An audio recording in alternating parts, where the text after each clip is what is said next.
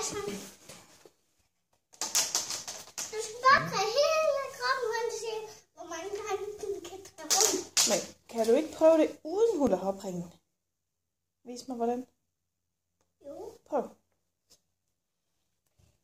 Så bliver det svært for mig. Vil du kigge frem eller bag?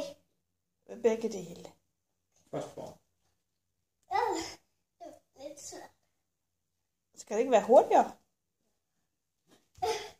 Skal jeg komme for langt? Okay, og så med hula hop-ringen. Ja.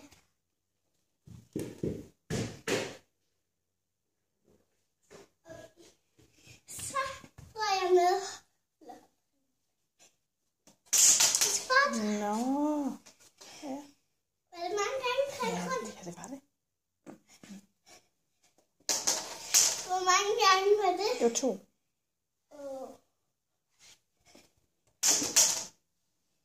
Hvor mange?